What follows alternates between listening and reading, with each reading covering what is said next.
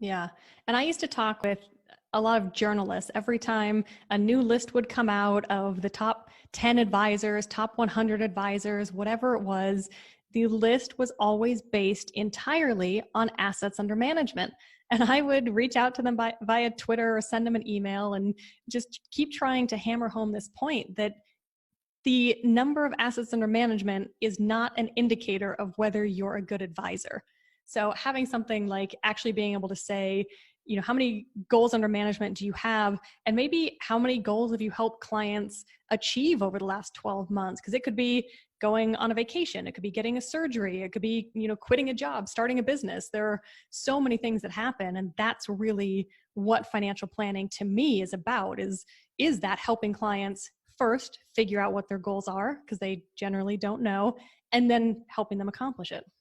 Yeah, absolutely. I got goosebumps when you started mentioning the goals, because that's exactly what happens. Like it's these little milestones, these little goals that are ticking off, and you keep them on the file. Yeah. If you've applied for 10 years, you can turn around and say, yes, we started off with a massive list of goals and we've added to it over the years.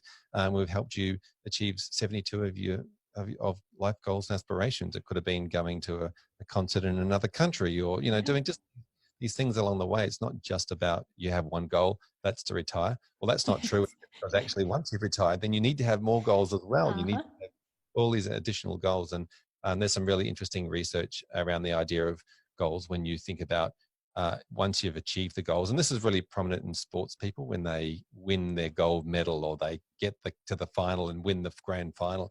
And then they go, it hasn't sunk in yet. And this is a, like they've been trying for all these years to do this thing, they've done it, and then they after that they're lost because they just don't know what to do next. Yeah. So it's the role of the advisor and planner is to keep several goals in scope. Obviously, getting some of the shorter ones and understanding what you need to do for the longer ones. But there's always more to add, and always something to strive for, because that's generally, interestingly enough, the psychologists say, is the part that we love. It's not necessarily the achieving the goal; it's the tracking towards it and feeling proud about getting there and getting to there, and then celebrating that as a victory, but then having more things to strive towards. Yeah, it's that enjoying the journey, because so often it is about that. And then once you get there, sometimes it's like, oh, well, that was easier than I thought, or not as fulfilling as I thought. But the journey to get there is exciting.